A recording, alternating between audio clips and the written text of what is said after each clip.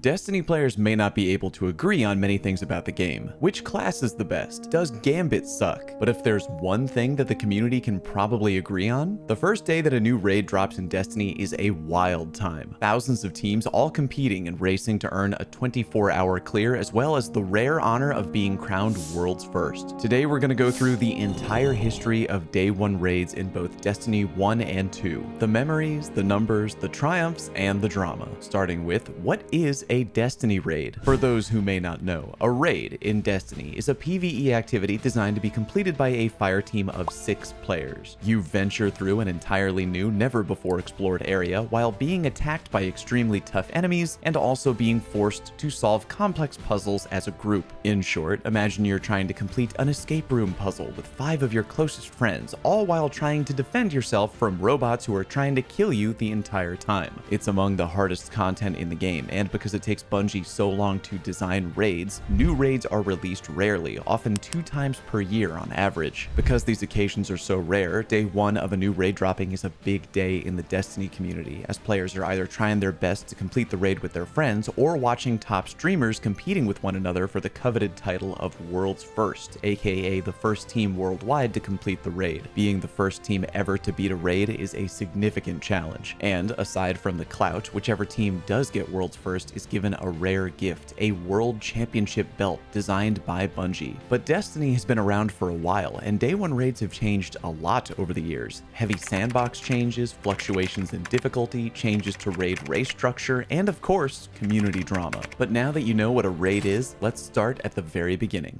Vault of Glass was Destiny 1's first ever raid, releasing on Tuesday, September 16th, 2014, a mere 7 days after the release of Destiny 1 itself, which launched on September 9th. The raid took place on Venus and challenged players to open the vault and descend deep down into the planet to fight back the Vex and eliminate the final boss, Atheon. A grand total of 100,079 players attempted the Vault of Glass on Day 1, a respectable number considering how new Destiny was at the time. Compared to current raids, D1 Vault of Glass was relatively tame by comparison, but many players were not ready for the challenge. Of all the players who attempted the raid on Day 1, a grand total of just 22 teams would wind up completing it within the first 24 hours. The world's first clear for Vault of Glass, and the first ever team to be declared world's first in any Destiny raid, was claimed by a clan called Prime Guard. It had taken them a grand total of 10 hours and 43 minutes to beat the raid in full. When Bungie tweeted out their congratulations to Prime Guard on their accomplishment, the replies ranged from respect to horror, as many players thought Destiny was just another standard shooter title, and this challenge seemed very extreme when compared to the rest of the game. I knew raids were going to be huge, but the sheer number of kills during that mission, my word. 281 deaths? The fuck?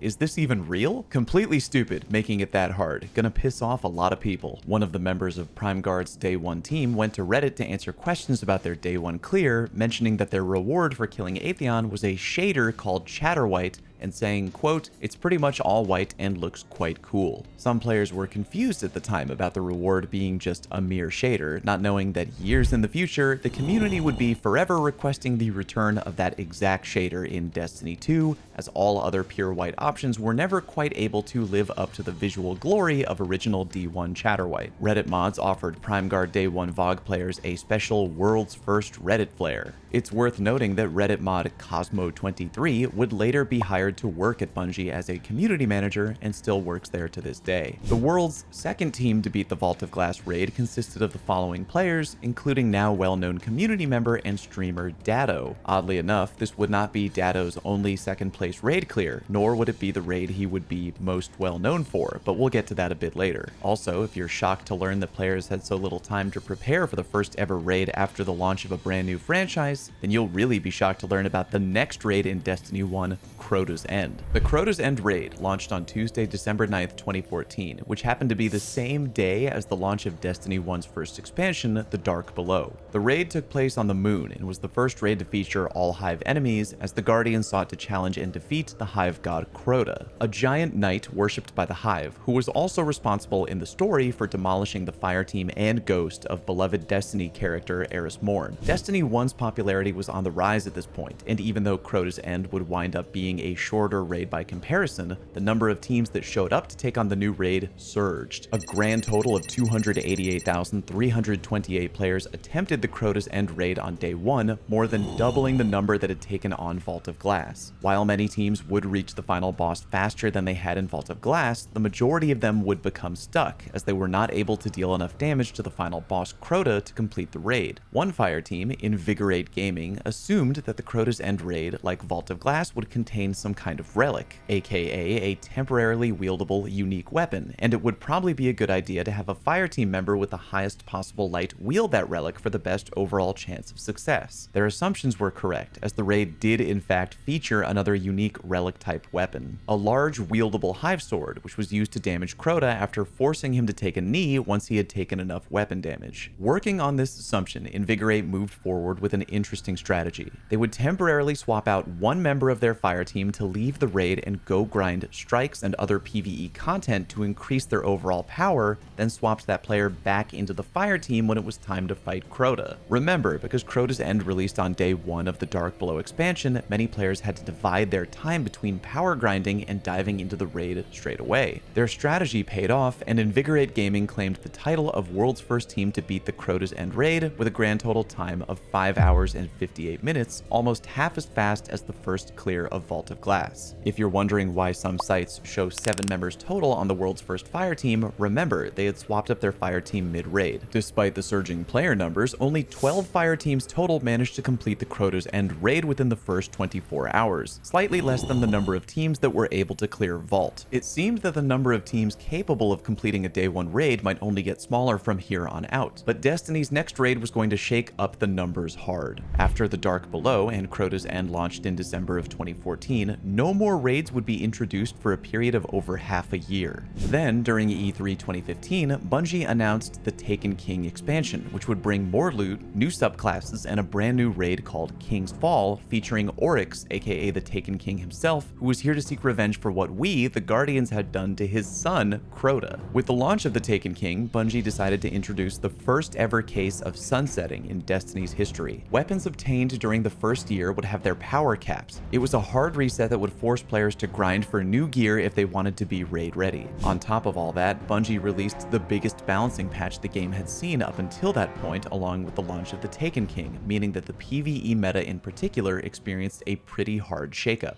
The Taken King expansion released on Tuesday, September 15th, 2015, with the raid following 3 days later on Friday, September 18th. A grand total of 777,270 players attempted the raid, a massive leap up from the number of players who attempted Crota's End, and the highest number of Day 1 raid participants in Destiny to this day. Many raid racers were streaming their gameplay live on Twitch, and for the first time, Bungie game devs were watching the race unfold live from their HQ in Washington. At Bungie, we were humbled and fascinated to be a part of the live audience for everyone who broadcasted their raid attempts in plain sight of the entire internet. All day long, our people jumped from stream to stream to compare strategies and hairstyles. All of you were absolutely fabulous. Oryx is challenging enough without the elective addition of prying eyes and a raging chat room. Thanks for letting us see the experience we created unfold in real time. That was an absolute trip. The final boss encounter of King's Fall marked the first ever instance of what would become a future raid staple, the final stand mechanic. In short, it meant that once Oryx's health bar got low enough, he would perform one last act of all or nothing desperation, forcing fire teams to give it their all and finish him for good or die trying. During the raid, a team called Versus the Stream, who up to that point was ahead in the overall raid race, believed they'd completely defeated Oryx, only to get caught off guard and perish during his final stand mechanic. As to be expected, word of this new mechanic started making the rounds and eventually made its way to Team Rare Drop through Twitch chat, who was then prepared for it. I hear we have to hit him again after he's done, so just be wary, be ready. Ultimately, Team Rare Drop would officially snag the world's first clear with a completion time of 6 hours and 40 minutes. Bungie's community manager Cosmo was quoted saying, "Big congrats to them for sticking with it to the end. Also, a shout out to Versus the Stream for coming so close to taking him down first. They deserve a lot of credit for second place." Even though the number of hours needed to beat King's Fall was similar to Crota's End, the number of Guardians able to get across the finish line grew more than 10 times. 279 teams wound up completing the raid on day 1, a big uptick from the 12 teams that managed to complete Crota's End. But if you think that was a large jump up in day 1 completion rates, then just wait until you hear about the next raid that would launch in Destiny 1, Wrath of the Machine. Over a year would go by before Destiny 1 players would see the next expansion, Rise of Iron, which dropped on Tuesday, September 20th, 2016. The Wrath of the Machine raid would drop 3 days later on Friday, September 23rd. The raid took place in a new version of the Cosmodrome Patrol area, the Plague Lands. Guardians were being beckoned by the enigmatic Lord Saladin, who ran an occasional PvP game type called Iron Banner. Story-wise, the enemy faction known as the Fallen had found unique technology from before the collapse, used it to enhance themselves, and brought some old enemies back, threatening the last city. Just as with Kingsfall a year prior, players had 3 days to grind and level up to be ready for the race. However, this time there was no gear reset and no regrind the way there was in the Taken King. Some of the original exotics from year 1 had been reissued, including the infamous Gallarhorn. The gear infusion system was also simplified, making it easier for players to rise in power faster. The Wrath of the Machine raid was attempted on day 1 by 350,683 Guardians, a hard decline from the number of players who had challenged the Taken King, but still more than any other day 1 raid at that point in time. At this point in the game's lifespan, Destiny players were beginning to understand the game's core mechanics and raids themselves way more overall. Leading up to the Wrath of the Machine, many fire teams had started to challenge themselves in a very interesting way, by beating past raids in groups of 3 instead of 6, a practice now commonly referred to as low manning. Even more players were still designing strategies to beat certain raid encounters as a fire team of just 2 or even on their own. Many members of a clan called Redeem were extremely well known for doing this, and their hard work and dedicated practice paid off in spades. The world's first clear for Wrath of the Machine was claimed by Clan Redeem, who absolutely demolished the record for fastest clear of a day 1 raid up to that point, with an insane time of 1 hour and 59 minutes. To defeat the final boss, Axis, Redeem's main arsenal consisted of weapons like the Hung Jury, the Imago Loop, the Irene RR4, and the exotic heavy weapons Gallarhorn and Sleeper Simulant. Oddly enough, there were no warlocks on Redeem's fire team, making this the first of 3 rare occurrences of a world's first team only using 2 of the 3 classes to earn a clear. If you look at the raid report for the world's first clear, you'll notice there was a guardian on the fire team that went by the name of Sneed. But what if I told you that the person playing on Sneed's account was actually YouTuber and streamer Tfue? In short, the actual player Sneed, a different player altogether, explained that Tfue, who played a lot of Destiny at the time and was a member of Clan Redeem, wasn't able to prepare on his own account. To help him out, Sneed, who had prepared and grinded very much, lent his account to Tfue to use during the raid race. To anyone that's confused, Tfue was playing on my account because he was on vacation and needed an account to play on. A world's first raid completion is an impressive accomplishment no matter how you look at it, but some players in the community had mixed feelings about a player earning a world's first raid title on an account that was not their own. This is something that absolutely could not happen today, since Bungie has since updated their terms of service in recent years to prohibit this type of behavior, which became commonly known in the community over the years as a account recovery. All in all, Wrath of the Machine was a widely popular and loved raid among the community, with a whopping 2,911 teams managing to clear the raid on day 1, which was more than every other day 1 raid race combined, and an overall completion rate of close to 5%. Wrath of the Machine would ultimately be the final raid of Destiny 1. Little did players know at the time that a new game was fast approaching, and they truly weren't prepared for the amount of changes, game and raid-wise, that they were about to face. If the Red Legion want war, give them war. Humanity never deserved power. About half a year after the release of Rise of Iron, the Destiny Twitter account would make a post officially revealing and announcing Destiny 2. The community hype train went wild for months, and the game itself would finally arrive on Wednesday, September 6th, 2017, almost exactly 3 years after the launch of D1. 1 week later, players would jump into the heavily anticipated Leviathan raid, which launched on September 13th, the first and only time in the history of the franchise that a day 1 raid race would occur on a Wednesday. Since Destiny 2 was an entirely entirely new game from Destiny 1, players weren't able to save bounties in preparation for the Leviathan raid. New strategies to power level and prepare for the raid were being explored, but there was a problem. At that time in Destiny 2, there were a limited number of in-game activities that could reward players with useful gear for increasing their power. Essentially, players were capped in the number of drops they were able to obtain per week. To bypass this restriction, some dedicated players were doing those limited activities as fast as possible with all their characters. They would save their higher power loot in their vault, delete one of their characters, then make a brand new character, re-equip the loot they had saved, and continue grinding, rinse and repeat. Although this was both time and labor intensive, it was a proven method of bypassing the limit of how much gear a player could obtain per week, and is one of the first known cases of players bending the rules of the game to be more raid ready. During the Leviathan raid itself, players now had to deal with an entirely new raid mechanic that would become a staple for years to come. You see, in Destiny 1, reviving dead teammates off the ground was something that could be done indefinitely. In the Leviathan raid, Bungie implemented the first ever use of the revive token mechanic, which allowed you to revive a dead teammate as long as you had a revive token allowing you to do so. Guardians were only given one revive token each that could be only used once per encounter. A player's revive token would replenish anytime you restarted an encounter, but it shook things up quite a bit. If your dead teammate needed to get revived but you had no tokens remaining, you wouldn't be able to bring them back to life. On top of that, a special in-game timer would activate the moment any Guardian on the fire team died, and if that timer ever reached 0, the entire fire team would be completely wiped and fail the encounter. All of this meant that you could no longer revive teammates over and over during an encounter. You had to be careful with your lives, and too many deaths would result in not being able to bring your teammates back to life, which would in turn guarantee you would fail that encounter and have to try again. While many changes in D2 were received positively, others were not. Bungie had changed the overall weapon system drastically from Destiny 1, and players were now forced to use two primary ammo weapons together, while weapons that used to run on special ammo, like snipers and shotguns, had been oddly crammed into the heavy weapon slot. Raid-wise, many Day 1 raiders were not happy about the new loot system introduced in Destiny 2, which sometimes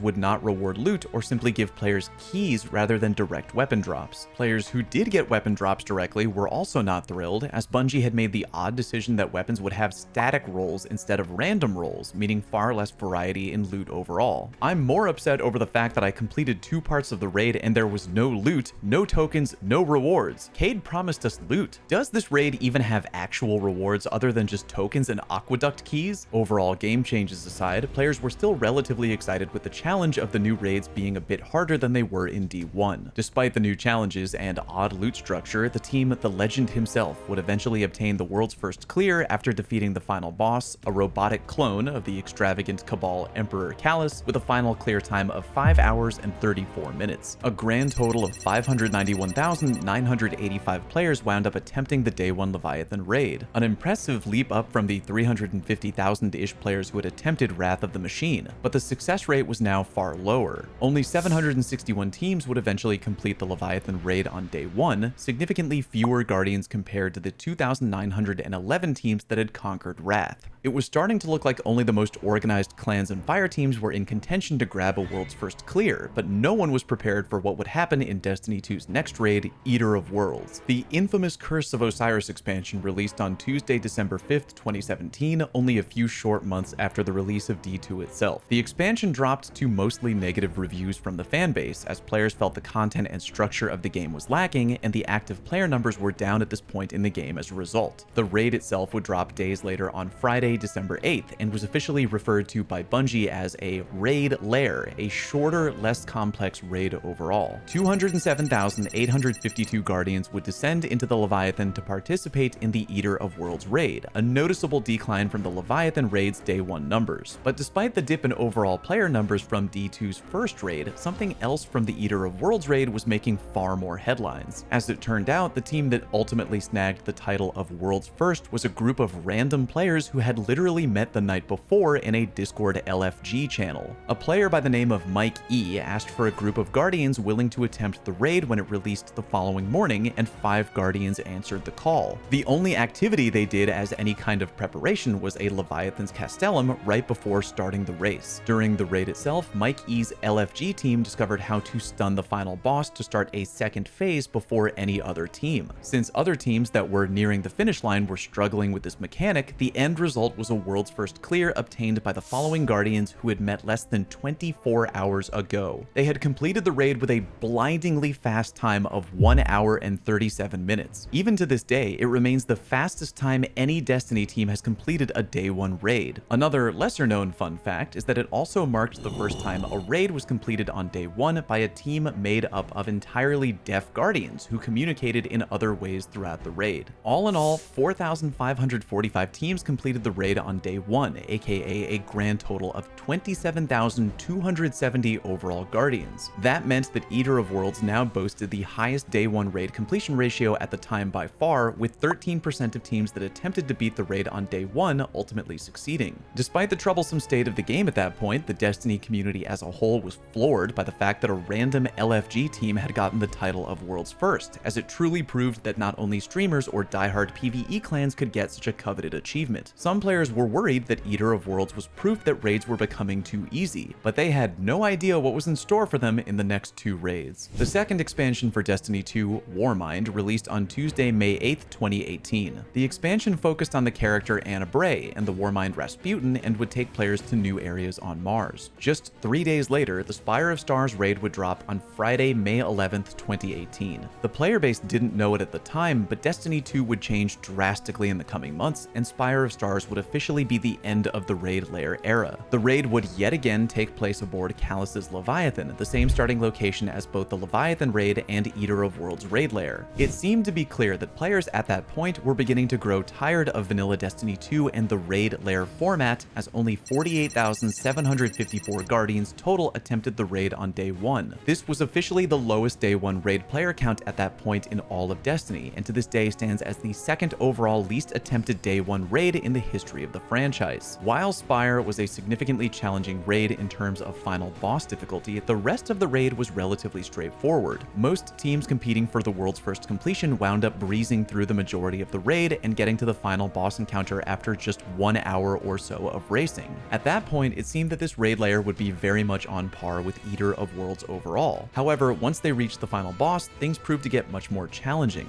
The mechanics were a bit more complex than players were used to, and it would take the first team more than 5 hours of taking on the final boss before earning the clear. Clan Redeem was one of those teams. In addition to the final boss, they were also battling severe connection issues, needing to sub out one of their main players on the fly. In addition to random connection hiccups, some of the raid mechanics were allegedly bugged and not always working properly, even denying streamer Esoteric and his team what seemed like a surefire clear. Tensions would continue to run high, but in the end, Clan Redeem would officially wind up grabbing another world's first clear with a final clearing time of 6 hours and 35 minutes. The first year of Destiny 2 was beginning to wind down, and unfortunately things were not off to a fantastic start. Players overall were not happy with the core elements of the game that had changed from Destiny 1. Things like static weapon rolls and the double primary weapon meta were not as popular as Bungie had hoped, and as it turned out, neither were raid layers. Spire of Stars was the second ever raid layer in Destiny 2, and it was also the last one players would ever see, as it was clear that the raid layer format was not as popular with the community overall. Ultimately, only 19 fire teams managed to clear Spire on day 1 total. Granted, far fewer teams had stepped into the raids layer to begin with, but this was still a massive decline when compared to other raids in D2. Little did the player base know, though, that things were about to get shaken up in a massive way, as Destiny 2 was about to go through sweeping changes overall, and the next raid would go down in history for being one of the most infamous challenges in the history of the game.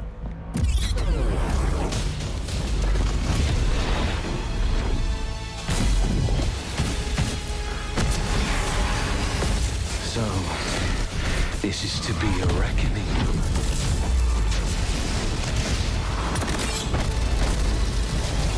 I know we're altering this barren scheme.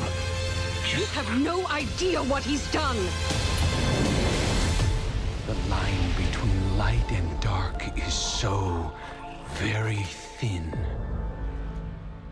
On Tuesday, September 4th, 2018, just 2 days before the 1-year anniversary of Destiny 2 launching, Bungie would release the Forsaken expansion, as well as a new seasonal model for the game moving forward. The Forsaken expansion was a massive change for Destiny 2 overall, and added a ton of heavily requested features into the game. Weapon drops were now back to having randomized perks as opposed to static rolls. Special ammo weapons were reintroduced into the game, moving many shotguns and sniper rifles out of the heavy slot and ending the infamous double primary ammo weapon meta. Unlike Destiny 1 though, which only featured primary ammo weapons in the kinetic slot and special ammo weapons in the energy slot, the Forsaken update introduced some special ammo weapons into the energy slot and the kinetic slot, as well as primary ammo weapons in the energy slot. In short, players could now potentially run 2 special ammo weapons at once for the first time if they wanted to. A whole host of new supers were also introduced into the game, including the all-new Warlock Well of Radiance, an ability that allowed players to create a temporary zone that would both continuously heal and boost the damage output of any and all players standing in the well. This super was immediately hailed by the player base as being incredibly powerful and would eventually cement Solar Warlocks as a borderline mandatory day 1 raid staple from this point on. In addition to weapon and super changes, the game's leveling system was being overhauled too. Players would now start at 380 light, and their rewards would help them rise in power until they hit an overall cap of 500. At that point, players would then need to rely on a limited number of daily and weekly engrams called prime and powerful engrams to raise their power level further. Players began to grind because for the first time ever, they actually had time. Even though the Forsaken expansion released on September 4th, 2018, the Last Wish raid would not be released until Friday, September 14th, a full 10 days later. It was the longest gap between the launch of an expansion and the release of its corresponding raid in the history of Destiny, as Bungie wanted to give players time to adapt to the myriad of changes that had been introduced into the game. As the days ticked by, players were getting more and more hyped for the release of the new raid. Bungie announced that for the first time ever, new rewards were up for grabs. Any team that cleared the raid during the initial 24-hour window would receive an exclusive in-game emblem, and every player clearing it before the next weekly reset would get the right to purchase a commemorative raid jacket if they wished. In addition to that, the team that locked up the world's first clear would get something even more rare, a world's first championship belt that would be inscribed with their in-game player name. Needless to say, players were pumped. The Last Wish raid would drop on Friday, September 14th, and players knew right away that things were different. Up until that point in time, Destiny raids had featured only 1 or 2 bosses overall. As the raid unfolded, players would come to learn that the Last Wish raid featured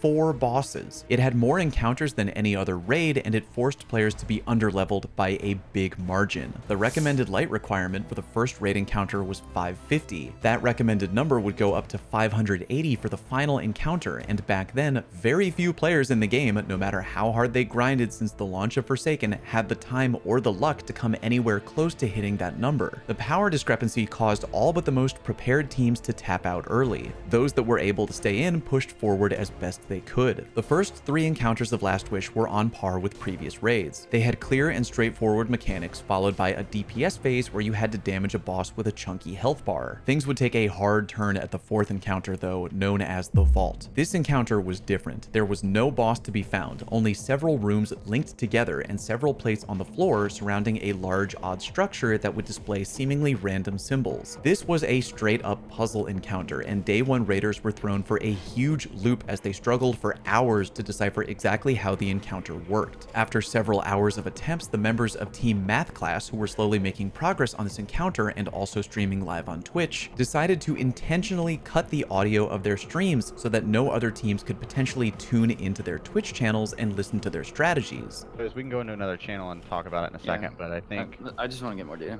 yeah. I can just mute. I'm gonna hold on. Let me get a Google Sheet up too.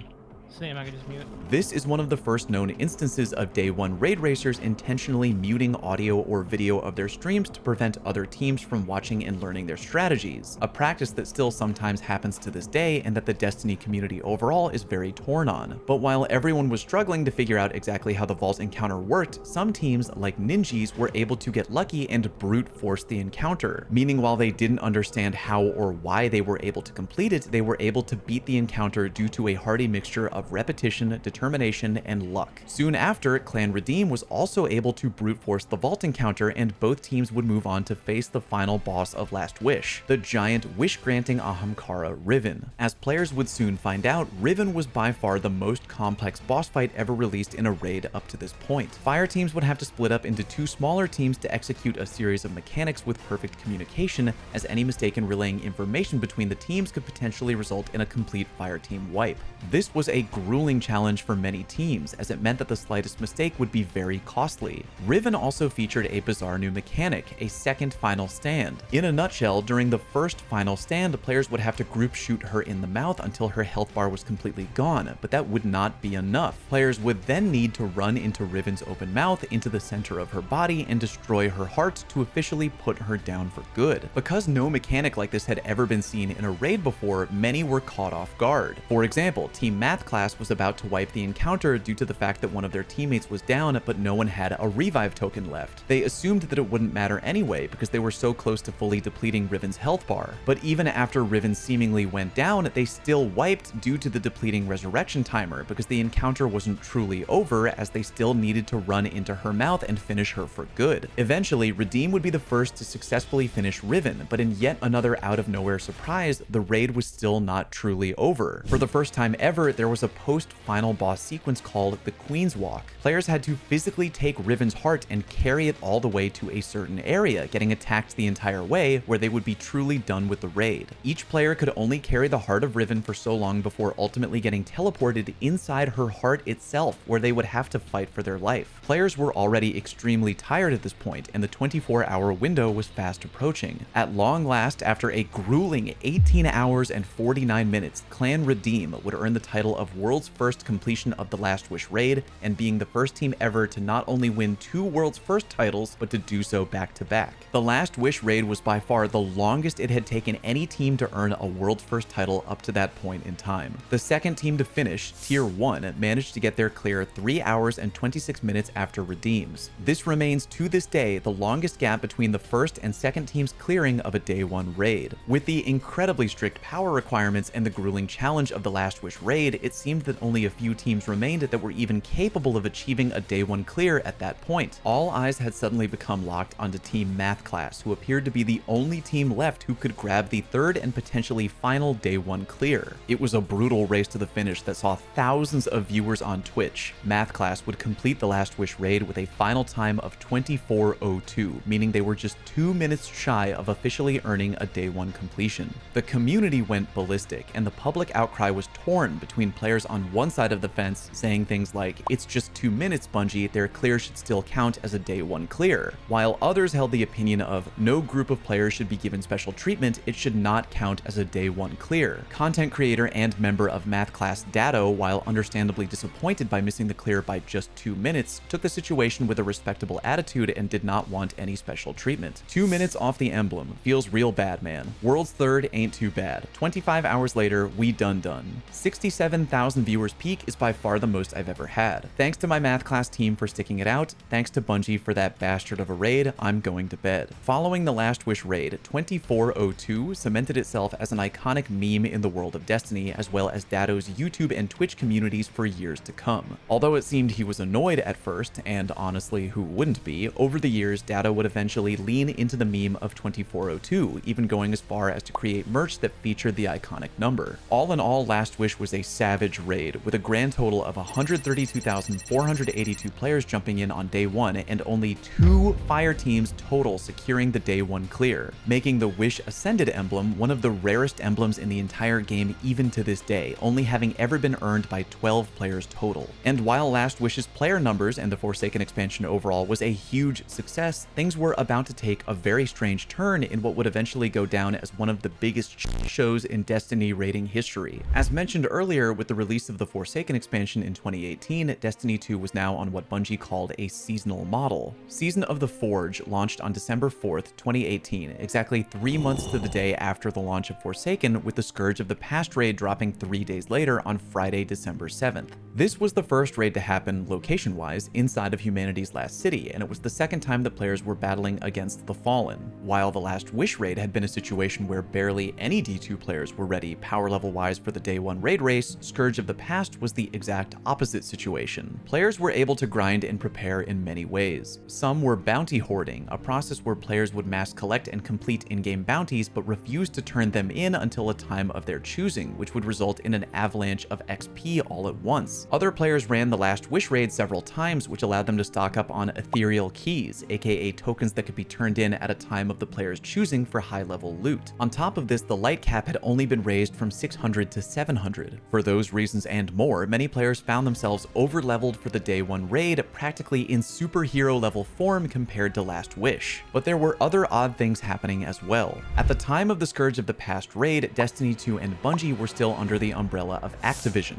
Due to an odd glitch involving Activision's proprietary PC launcher, players could obtain the IP addresses of their Fireteam members. To put it plainly, if streamers accidentally left their Fireteams on public, random players could potentially join their Fireteams out of nowhere and obtain their IP address. Predictably, bad actors decided they were going to ruin the fun. Streamers like Gathalion, Professor Broman, T-Rex, Slayerage, Miss 5000 Watts, and countless others were straight up not able to participate in the raid race due to getting repeatedly DDoSed as their IP addresses had been leaked. And believe it or not, that's not all. Coincidentally, Discord, the main voice chat platform that the majority of PC players used for chatting with their own Fireteams while playing D2, had crashed the same day as the raid race. Discord is dead at the moment, but working on reviving. Hang tight. Also, many players remembered how incredibly difficult the Last Wish raid was on day 1 and assumed this would be a similar situation, not even bothering to touch the raid during the first 24 hours. The end result was the lowest populated day 1 raid in the history of Destiny, with a grand total of only 27,517 Guardians attempting Scourge of the Past within the first 24 hours, which was already unfortunate, but even if players weren't getting repeatedly DDoSed and Discord hadn't crashed, Scourge of the Past, while stylish and fun, fell drastically short in terms of challenge. Not just when compared to Last Wish, but to most other raids up to that point in general. The first encounter alone was beaten after just 20 minutes, and once reached, the final boss was defeated in around only 40 minutes. Nevertheless, the world's first raid clear was officially claimed by Clan Tier 1, with a grand total clear time of 1 hour and 47 minutes. A pathetic comparison to the gauntlet of Last Wish overall. All in all, 954 Fireteams completed Scourge of the Past in the first 24 hours, aka 5,724 Guardians total.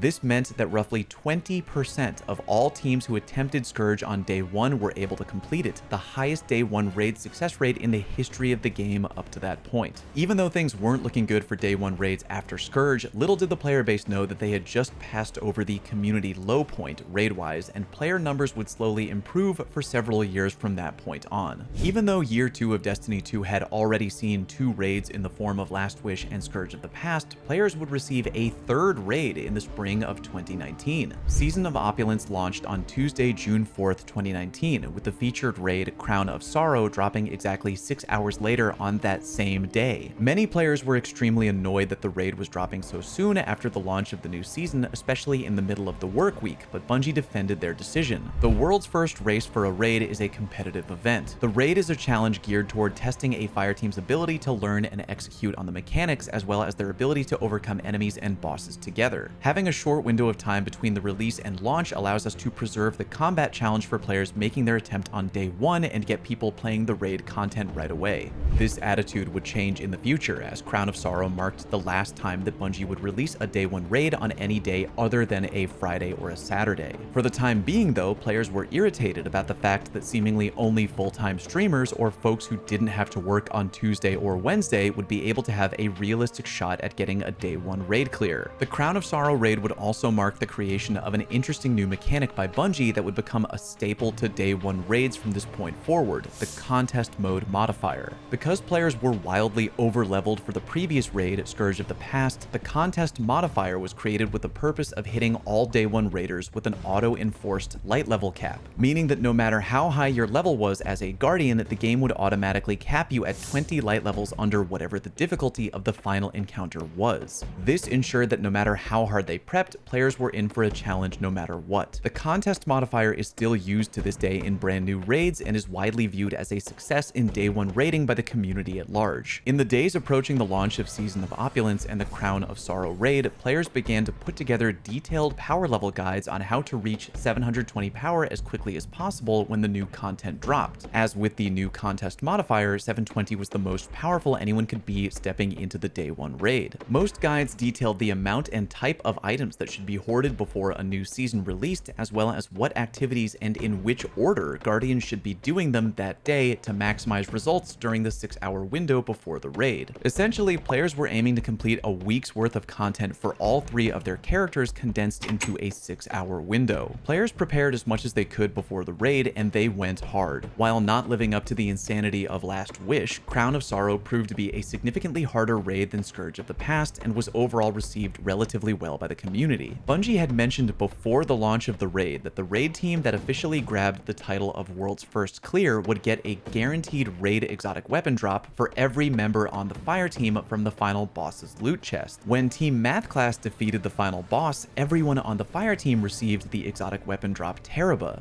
Therefore, they understandably assumed that they had officially snagged a World's First Clear. In what had to be a truly heart-wrenching moment for Math Class, this unfortunately turned out to be a glitch and unintentional troll. The official World's First Clear had actually been grabbed by Clan Be Bold with a final clear time of 4 hours and 40 minutes. Team Math Class had officially gotten World's Second Clear, missing a World's First again, and having killed the final boss just 6 minutes and 27 seconds too late. Up to that point, it was the shortest amount of time between the World's First and World's Second Clear of a Day 1 raid to date. All in all, 54,927 players had attempted to beat Crown of Sorrow on Day 1. Not nearly as popular as Last Wish, but still both a noticeable step up from the clunky Scourge of the past. 104 fire teams were able to successfully clear the raid on Day 1, but oddly, 103 of those fire teams were all playing on PC. Only one team playing on console was able to beat the raid on Day 1, the team of YouTuber Rick Kakis. The fact that only one console team had been able to conquer contest mode didn't sit well with many Guardians, who felt the PC players, who had access to certain things like the ability to increase their FOV, were sitting with a natural advantage. Sad that not a single team on Xbox has beaten this, and only one team on PS4 beat it. That just shows how poorly designed these are for console. Console got trashed in this event. Over 90 clears and one console clear. This experience has hugely alienated console players, but I guess Bungie only cares about PC now. Unbeknownst to the community, customizable FOV sliders would eventually come to console, but this change was still a fair ways away, and the console Day 1 dry spell was, unfortunately, about to get even worse.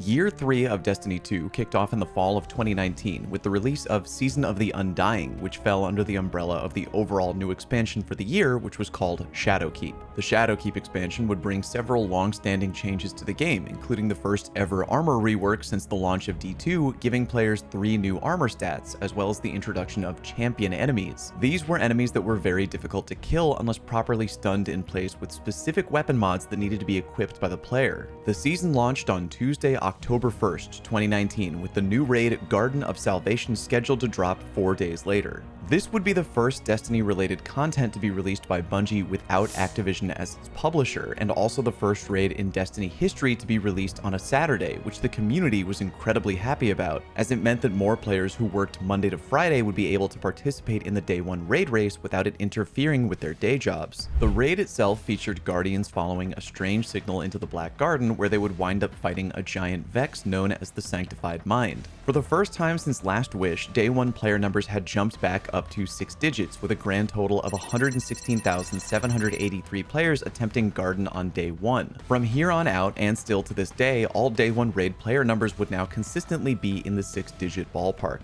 Even though Crown of Sorrow was the very first raid to use the contest modifier, Garden of Salvation was a strong continued proof of concept. Even with the raid dropping several days after the launch of the new season, the contest modifier continued to ensure that no player or team could skirt the challenge of a Day 1 raid by simply over-preparing. Garden proved to be a solid challenge for players, and the battle between which team would finish first would truly go down to the wire. The world's first clear would ultimately go to Clan Ascend, with a final clear time of 6 hours and 14 minutes. The team that earned world's second clear finished just 2 minutes and 33 seconds behind Clan Ascend, making this the closest world's first race in history at the time. To make things even crazier, only one former world's first team managed to place in the top 5 fastest clears, Clan Tier 1. For all its participants, only a grand total of 96 teams managed to obtain a Day 1 Garden of Salvation clear. With less than 600 total Guardians owning the Dive into Darkness Day 1 emblem from this raid, Garden's prize now currently sits as the 3rd rarest contest mode emblem a player can have, behind Crown of Sorrow with 500 and Last Wish with 12.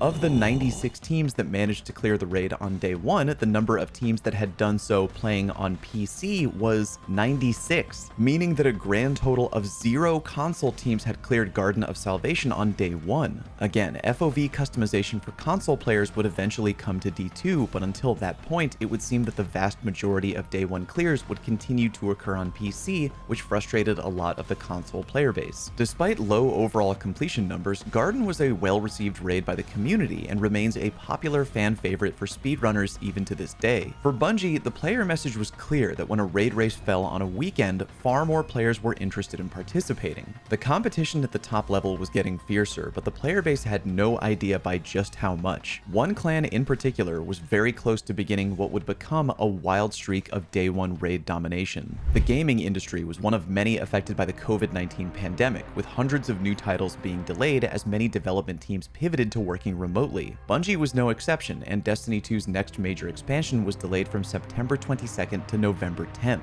For the first time since King's Fall, the community would have to wait for more than a year for the release of a new raid. Now completely free from Activision, Bungie would work on upgrading the game's overall foundations as well as transition Destiny 2 into a free-to-play game at its core. Year 4 of Destiny 2 Beyond Light released on November 10th, 2020 with the arrival of Season of the Hunt along with many in-game changes. The first of which was sunsetting, both of content and gear. Bungie reasoned that a live service game would eventually grow too large over time if all content in the game remained playable at all times. Therefore, they decided to put old content in what they would call the DCV, or Destiny Content Vault. This would include all of Destiny 2's Year 1 content and several raids, including Leviathan, Eater of Worlds, Spire of Stars, Scourge of the Past, and Crown of Sorrow. Bungie also planned to begin sunsetting gear at this point in time. The proposed system would mean that once new gear was acquired, it would essentially be given 1 year of in-game viability, after which the weapon would still remain in the game but would have a capped light level, making it weaker when used in newer content as the game's power level continued to rise. Beyond Light would also introduce an entirely new darkness-based subclass for players to experience, Stasis, the first all-new subclass element in the history of the game. Power level-wise, the Beyond Light expansion would force all players to be reset back to a base of 1100 light. That meant that the grind for the day 1 raid would be similar to that of Last Wishes, but instead of going from 400 to 550 light, Guardians were expected to go from 1100 to 1230 light. Fortunately, there was plenty of time. The day 1 raid contest modifier had been so successful to prevent over-preparing that Bungie was okay with giving players plenty of time to settle in with all of Beyond Light's new changes, as well as get familiar with the entirely new subclass. The Deepstone Crypt raid would launch on Saturday, November 21st, 2020, a full 11 days after the launch of Beyond Light and Season of the Hunt. When the doors opened, players poured into the day 1 raid with a grand total of 265,389 Guardians seeking a contest mode completion, more than double the number of players that had attempted Garden of Salvation. Deepstone Crypt was widely loved by the community at large. The fights were interesting, the environments were beautiful, and at times awe-inspiring. The lore was compelling and gave deeper insight into the backstory of the initial creation of the Exo race. The raid's in-game music track, Deepstone Lullaby, which played in an outdoor jumping puzzle set in outer space, is still considered by many to be one of the best tracks in all of Destiny.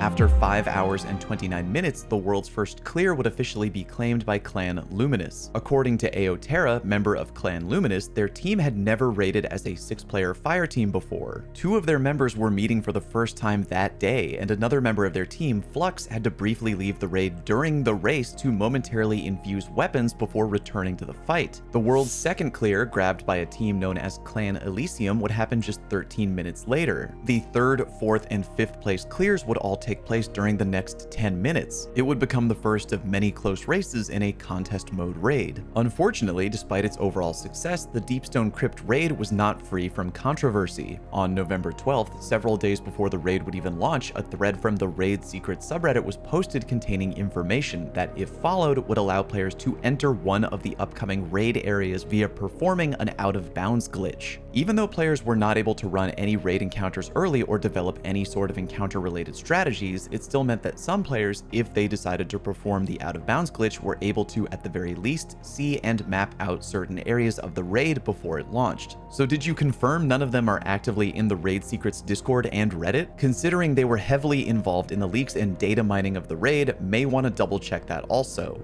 This brought some scattered skepticism regarding the integrity of Deepstone Crypt's raid race, but it would seem that since the information about out of bounding was 100% public knowledge, nothing ever came of it. But it did manage to raise concerns about Bungie's ability to prevent potentially more compromising raid knowledge from being leaked in the future. A grand total of 5,325 fire teams were able to get a clear of Deepstone Crypt on day one, meaning around 12% of teams that had gone in to attempt the challenge wound up getting a clear. Platform-wise, around 91% of teams that had gotten a day one clear did so on PC, while 9% had taken place on console. Thankfully, Deepstone Crypt would be the last raid where console players were unable to adjust and expand their FOV, as that functionality was finally patched into D2 on December 8th, 2020. The jump in day one player numbers from Garden to Deepstone Crypt was exciting for the community overall, but little did everyone know that the most populated raid in years was about to arrive, along with the official starting point of one of the game's most dominant raid team dynasties to ever exist.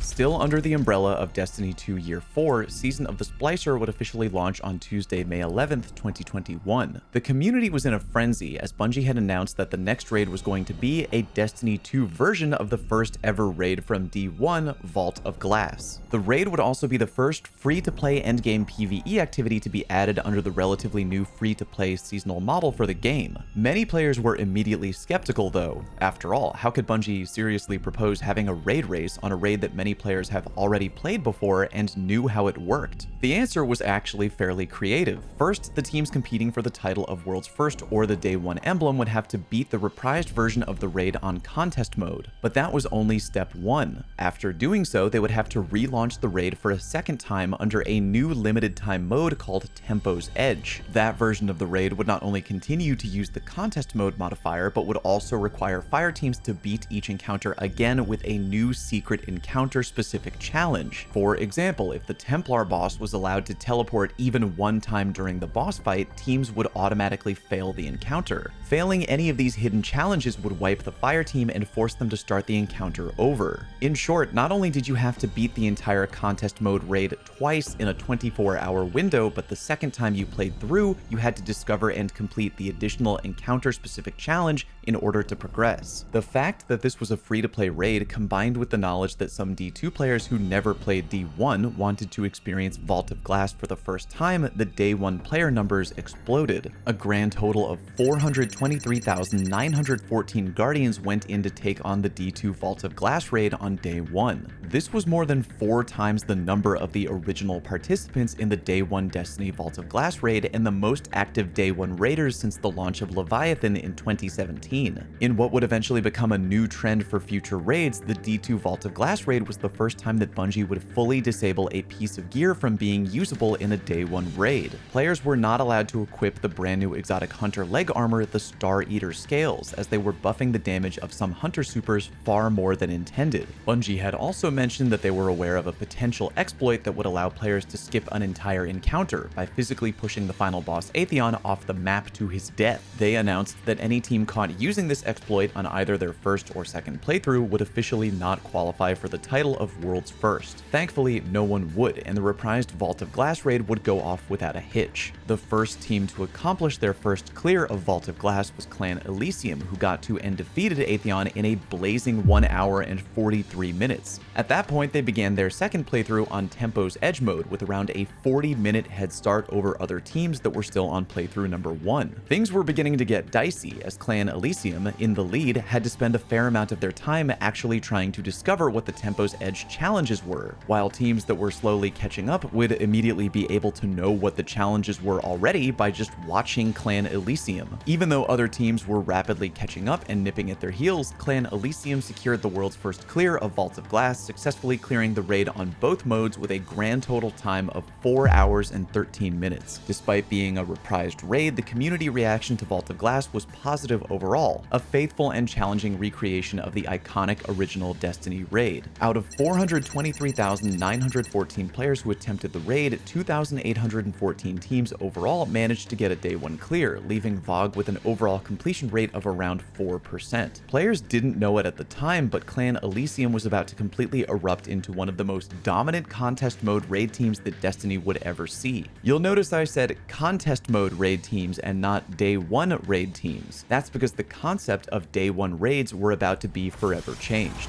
Don't you want to escape? This throne world is indistinguishable from my own mind, Guardian. Every step taken, every bullet fired, I keep and count them all. It's not too late to turn around. Year 5 of Destiny 2 would arrive on Tuesday, February 22nd, 2022 with the launch of the Witch Queen expansion, which overall was mostly hailed as a great success for the game. For the first time, players were given a legendary difficulty campaign, meaning players would have an actual challenge in the game's new campaign rather than just god-stomping through a new storyline in a matter of minutes. The story was also beginning to get incredibly juicy, and the campaign was filled with some very enticing twists and turns. New weapon types and weapon crafting were also introduced in this expansion, and both players and critics had genuinely positive things to say about the Witch Queen overall. To expand on what they had done with the Vault of Glass raid, Bungie released a new Day 1 gear ban list to make sure teams wouldn't breeze through the challenge of a contest mode raid. This time, however, the list was slightly longer than before. Bungie disabled 4 weapons in total, as well as 2 pieces of exotic armor and a particular armor mod on the seasonal artifact. At this time in Destiny's lifespan, Day 1 raids were becoming a very competitive event. Players were getting serious in both practicing for new raids and preparing for new seasons. Bounty hoarding was no longer a recommendation for most players, it was the new norm. Also, teams were starting to work with coaches and scouts to keep an eye on other players and live streams for any helpful information that could be relayed back to their corresponding team. 11 days after the launch of both the Witch Queen and Season of the Risen, the Vow of the Disciple raid would open its doors on Saturday, March 5th, 2022.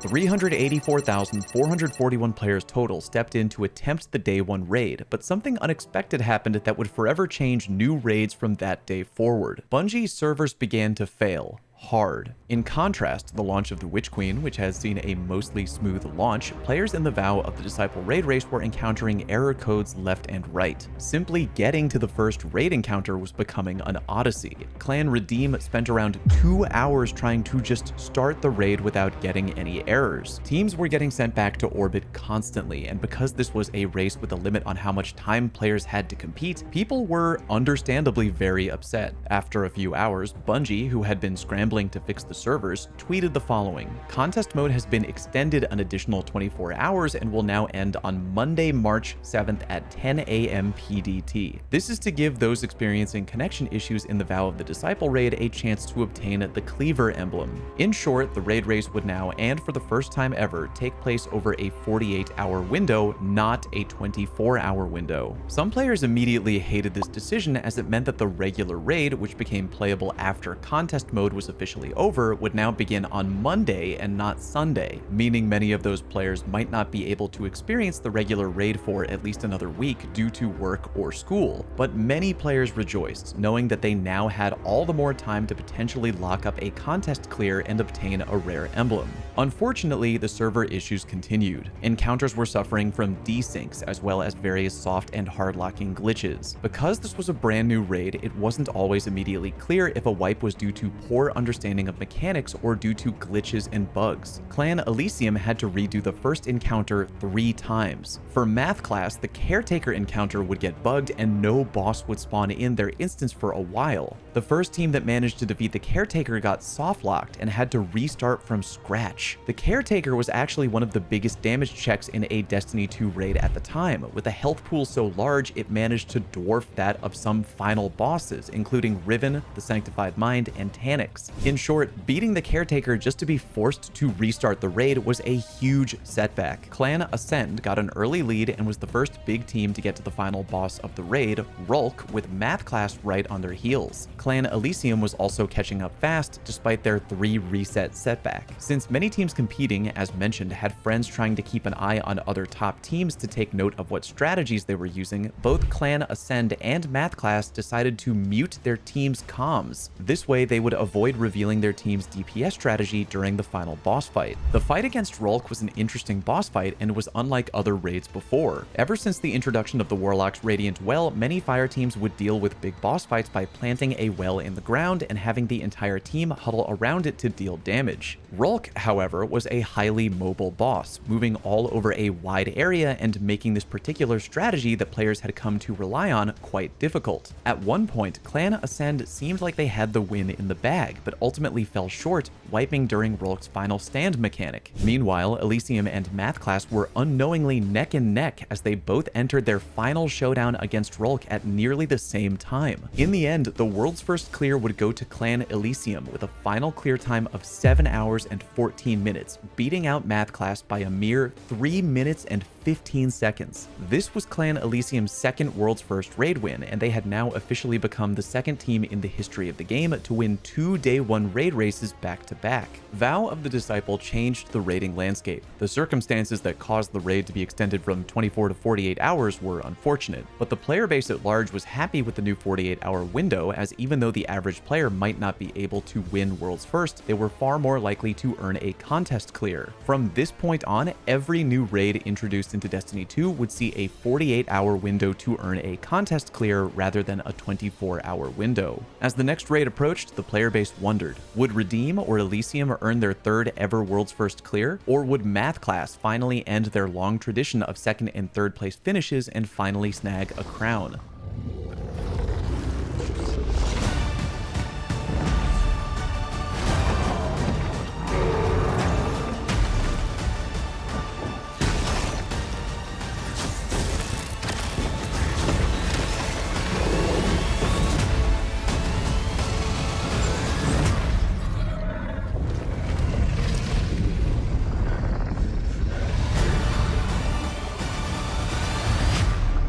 Season of the Plunder, the 3rd season under the umbrella of the Witch Queen expansion, launched on August 23rd, 2022, and players were eagerly anticipating the release of the new raid, but Bungie had officially decided to introduce a revamped raid from Destiny 1, Kingsfall. If you remember, the original Kingsfall raid in D1 had set the record for the most Day 1 participants in a Destiny raid ever. It was a fan favorite without question, and expectations were high. Because Bungie did not want a repeat of the server issues that plagued Vow of the Disciple, the revamped Kingsfall raid would launch on Friday, August 26th, 2022. That would ensure that more hands were available on deck at Bungie HQ in case the servers required immediate attention. It also meant that because of the new 48-hour window standard, the contest mode would officially end at reset on Sunday, August 28th, which casual players were happy about, as it meant they could now enjoy the regular difficulty raid starting on Sunday rather than on Monday, as had been the case with Vow. The revamped Kingsfall raid would follow the same pattern of Destiny 2's revamped Vault of Glass. In order to officially get the title of World's First, players would need to beat the raid twice. First on contest mode, and then again on challenge mode, where they had to complete an unknown objective on each encounter or their fire team would automatically wipe. At this stage in Destiny 2, Guardians were vastly more powerful than they were in D1. They had strong tools in their kit when compared to D1, things like Well of Radiance, as well as an entirely new subclass in Stasis. Hardcore ad clear perks like In Incandescent and Volt Shot were a dream compared to ad clear options available in D1. The Resilience Armor stat could now offer up to a whopping 40% incoming damage reduction buff, and build crafting was reaching new heights as the subclasses were starting to get their 3.0 reworks. It was very much suspected that Bungie was going to have their hands full in delivering a sufficient challenge with revamped King's Fall, as Guardians were now slowly beginning to become walking demigods. For the first time ever, Bungie's list of disabled gear and exotics for the Day 1 raid would include an entire weapon type. Every heavy grenade launcher, with the exception of just a few, were on the list of weapons that had been disabled. Teams planned and build crafted accordingly, and on Friday, August 26th, the revamped King's Fall raid would be attempted overall by a grand total of 485,120 Guardians. Most teams were moving relatively swiftly, and surprisingly, a team that had no World's First titles was, for the moment, leading the pack. Team Abysmal was the first team to clear contest mode, followed quickly by Space Force and then Tofu Bake. Abysmal would begin their second run on challenge mode a full 25 minutes ahead of Team Elysium, who would be the 12th team overall to officially start their second playthrough. Teams started to feel the pressure during challenge mode, and eventually Math Class and Abysmal, who were neck and neck, would both get passed by Elysium, who was gaining traction fast. By this point, raid teams muting their comms on stream as they approached the finish line had become the new norm, as it would ensure that any DPS strategies were less likely to be copied by rival teams. This would unfortunately make the viewing experience on Twitch pretty frustrating for many viewers, but teams who were really close to finishing first wanted to protect their team's strategy from stream scouts as much as they could. With the comms of many teams muted, the only clue scouts were able to obtain were the buffs and weapon perks that were active on Clan Elysium's HUD as they pounded away with heavy DPS and linear fusion rifles. After having gained some truly insane momentum, Elysium would officially earn the world's first clear on Oryx with a total clear time of 4 hours and 59 minutes, not only claiming their third belt, but becoming the first team to ever pull off a world's first three-peat. It was a dominating finish, as Elysium would officially finish almost a full half hour before the second team managed to cross the finish line, Clan Space Force. A grand total of 3,028 fire teams managed to complete contest mode after 48 hours, meaning that even with a full 48-hour window, the King's Fall raid was a sufficient challenge, as only 5% of those who attempted the raid would succeed. The raid landscape was changing. New speedrunning teams were making names for themselves and earning top placements, and Elysium had officially cemented themselves as the new team to beat. The next raid that players would experience would also cement itself into the Destiny history books, but for all the wrong reasons. What they do then.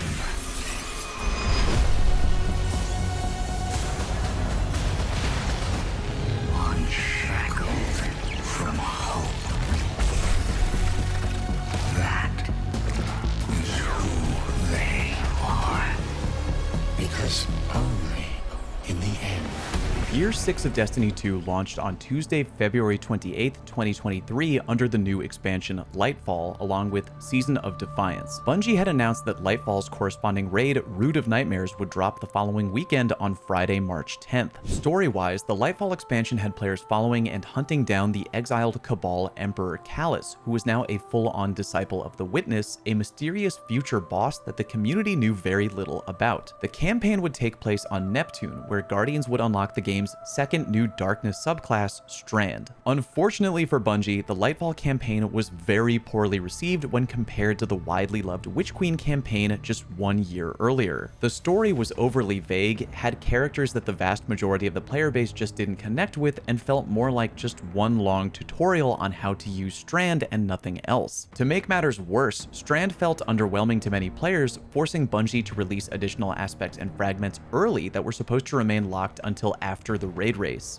One new feature introduced in Lightfall that players loved was the in-game loadout feature, which allowed players to open their menus and change from one loadout to another even mid-combat. This would actually create a whole new world of challenges for Bungie, as speedrunners were now able to easily and quickly swap back and forth between different loadouts in the middle of an encounter, or even sometimes in the middle of a damage phase, in order to min-max as efficiently as possible. Again, this is something that could be done in the blink of an eye with as little as 3 clicks. 6. Between how powerful Guardians had become over the years and how many game-breaking builds had been discovered in a matter of days, Bungie was forced to post their longest list of disabled Day 1 raid items up to that point. The Necrotic Grip gauntlets were disabled just 15 minutes before the raid was set to start. The raid launched and players poured in, with a grand total of 582,428 Guardians taking on the challenge over the first 48-hour window. The usual teams were in attendance. Elysium, Redeem, Luminous, Tier 1, and Math Class, among others, were all in the race. But in addition to the usual suspects, some newer teams were starting to creep into the spotlight as well, like clans Indebted, Nightmare, and Spire. Up to this point in time, we've already gone over how some teams had gotten into the habit of muting their comms to prevent their strategies of being picked up by stream scouts. This would reach a new level in the Root of Nightmares as teams started to cover up information on their HUD with their webcam or with the use of completely random images. In short, now teams that found themselves in the lead were being protective of both their audio and video feeds. The funny part though is that for Root of Nightmares, it was almost a completely moot point. As the race went on, teams began to notice that Root was not as mechanically complex as other raids. To put it bluntly, when compared with other contest raids in D2, Root of Nightmares was easy. Unusually easy. Team Hard in the Paint wound up getting the world's first clear with an unbelievably fast time of just 2 hours and 25 minutes, the fastest a team had burned through a raid since Scourge of the past. When the 48-hour contest mode window was over, a grand total of 45,551 fire teams had beaten Root of Nightmares, meaning that roughly 47% of all players that had stepped into the raid on contest mode, again intended to be the most difficult endgame content in the game, had locked up a contest clear. This officially made Root of Nightmares by more than 8 times the raid cleared by the most players during contest mode. This stirred the community up into a frenzy as players, content creators, game journalists, and more discussed and debated their feelings on Root of Nightmares. If Wrath of the Machine, Eater of Worlds, and Deepstone Crypt had generated some discussion online, Root of Nightmares was in a whole different ballpark altogether. Many players were relieved to have finally conquered their first ever contest mode, but many others felt Bungie had completely dropped the ball and that Root of Nightmares was nothing more than a 6-player strike. Streamer and content creator Astrocross had this to say: "If there was to be a raid that was going to be more inclusive, I'm glad it's this one, because I'm okay with Nezarec and this raid being as easy as it was, but hear me out,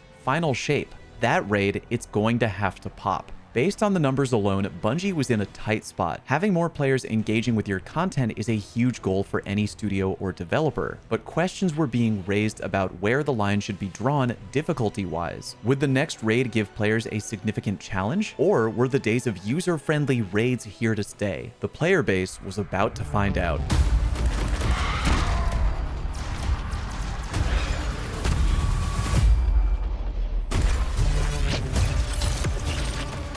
Only a true weapon of the light can stop his wrath.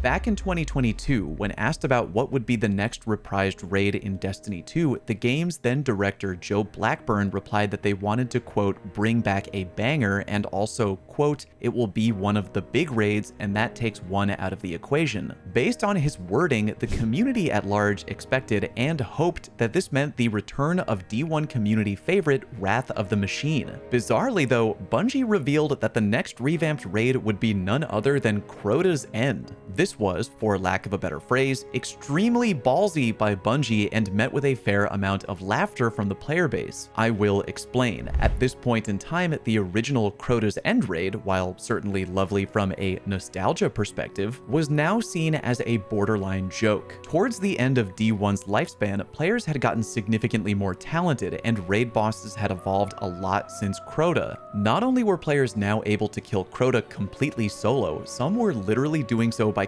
controlling their guardians with their feet or even while playing completely blindfolded. Unless Bungie was about to really cook, it was highly assumed that revamped Crota's End would be a cakewalk. After all, how hard could it be for 6 guardians to clear a 3-encounter raid that was basically smaller than some of Destiny 2's dungeons? Apparently though, Bungie was fully aware that this would be the community worry and they had a plan. First, they announced that contest mode would be overhauled for the raid. They would increase the cap of players' outgoing damage versus enemy combatants while the incoming damage cap would remain unchanged. Some enemies would gain elemental shields and all enemies would be, quote, more aggressive than in the previous contest mode. As expected, Bungie would also release the list of disabled gear for the contest mode raid, and it was the longest ban list the community had seen so far, with several exotics, mods, and aspects making the cut. And so, on Friday, September 1st, 2023, the revamped Crota's End raid would happen and 343,838 players would descend into the dark below to hunt down Oryx's son once more. The expectation of a cakewalk was almost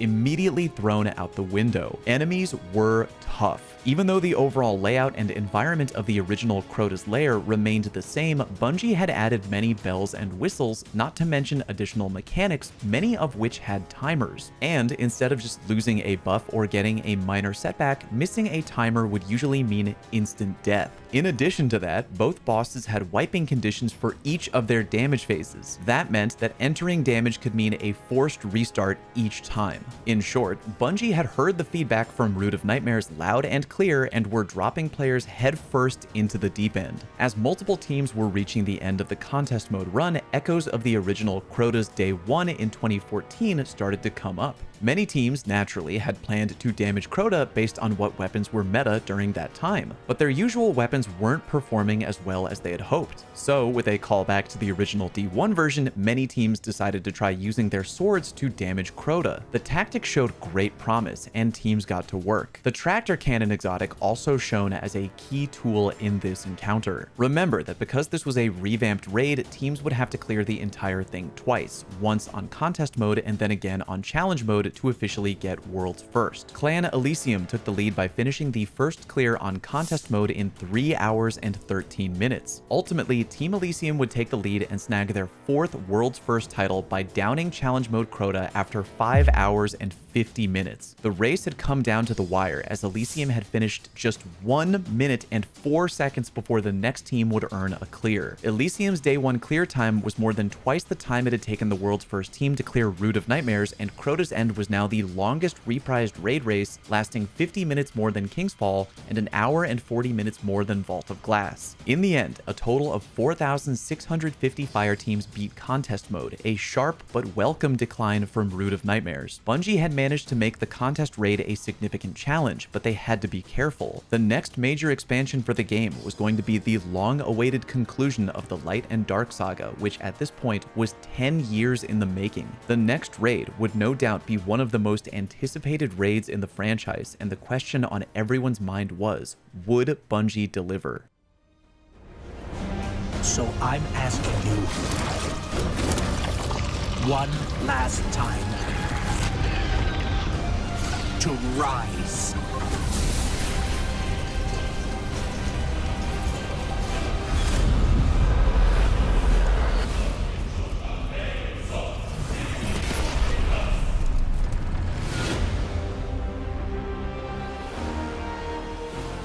Destiny had now almost been around for 10 whole years. The story, which had started in D1 as sort of a jumbled mess, was now something players were actually starting to care about. The Final Shape expansion was going to be the final chapter in what was now being referred to as the Light and Dark saga, and Bungie had confirmed that the next raid would be an integral tie-in to the main storyline overall. The stakes had never been higher. Players wanted both a meaningful and impactful raid from a lore perspective that was also an adequate challenge, as this was arguably the most important new raid ever. Bungie knew they had to go hard. The original release date for the Final Shape, which had been scheduled for February, was scrapped and rescheduled for June of 2024, several months away. Whereas the last few seasons had only been around 90 or so days apart from one another, the wait between the launch of Season of the Wish, aka the final season of Year 6, and the launch of the Final Shape would now be a period of 189 days. Thankfully, to help pass the time, Bungie released a limited time event in April called Into the Light. Even though players had little to no expectations, as they were expecting this to be nothing more than a distraction while waiting for the final shape, Into the Light was received surprisingly well. Bungie had delivered a junior horde mode, something players had requested for a long time, as well as revamped fan-favorite weapons with chances at a rare shiny holofoil drop, and more. Sunsetting, which had slowly been getting curbed over the years, would also get an update. Bungie decided they would now officially unsunset all previously sunset weapons. Leading up to June, Bungie announced that the final shape would include a brand new hybrid subclass, a fusion of the light and the darkness called Prismatic. The anticipation was rising like crazy.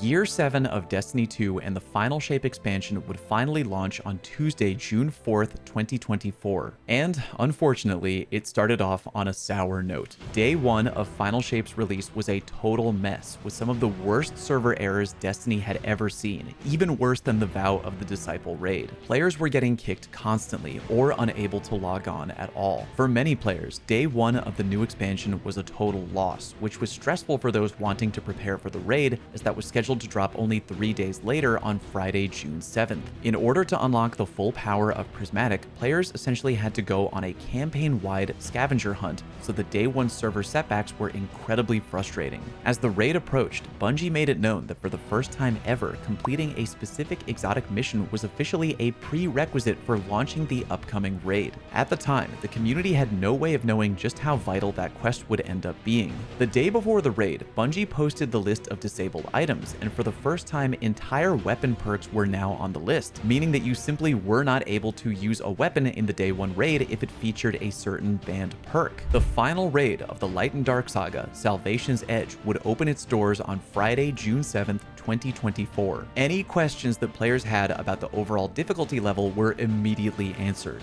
This raid was hard. Really, really hard. It took around 2 hours for the first encounter to be completed by any one team.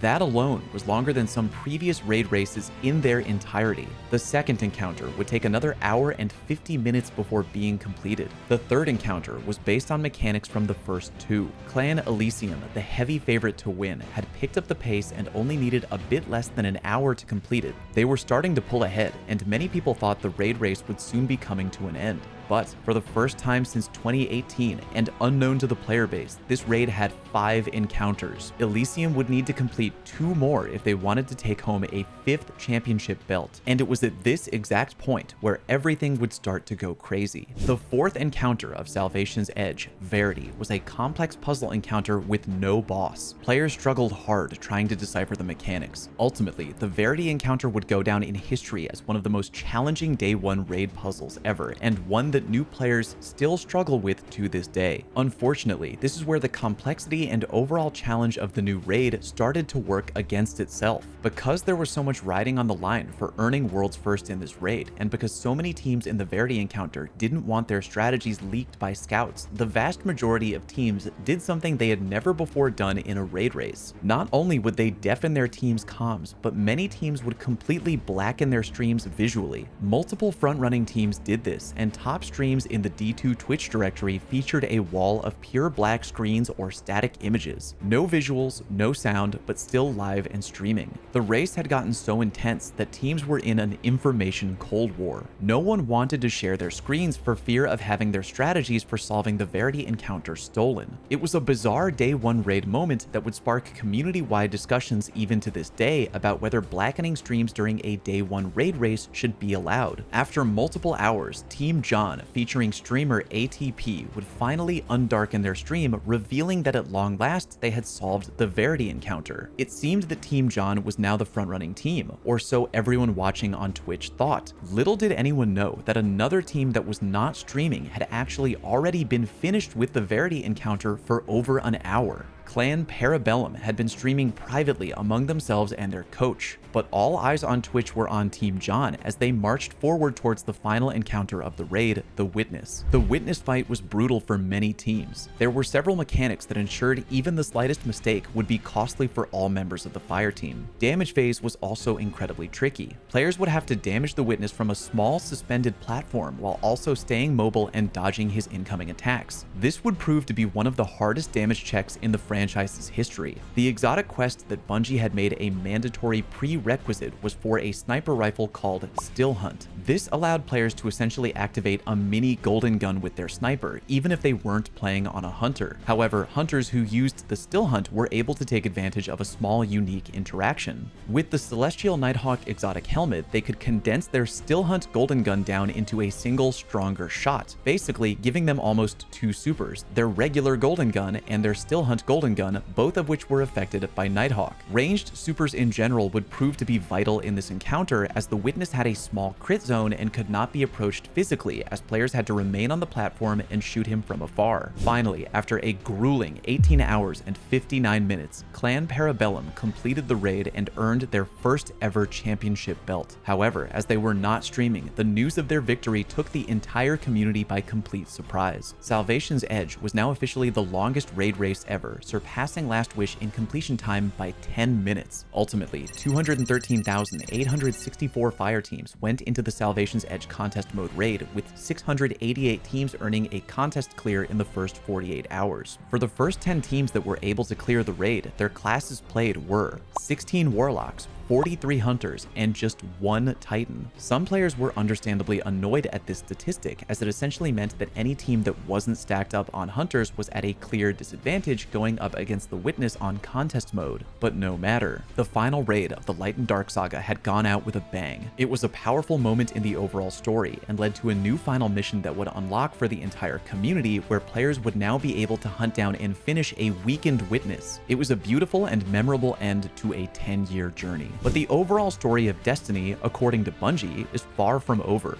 Destiny 2 is now about to enter year 8 with a new expansion called The Edge of Fate, which will allegedly kick off an entirely new saga in the Year of Prophecy. It'll even include a new raid, set to launch on Saturday, July 19th, 2025. Whichever team will take home the belt is up to them, as the Guardians, as always, will make their own fate. Thank you for watching. This video took a really long time to make, so if you enjoyed it, please do me a favor and click the like button. And if you'd like a recap on the new raid after it launches, leave a comment down below. Thank you all very much for watching, and I'll see you next time.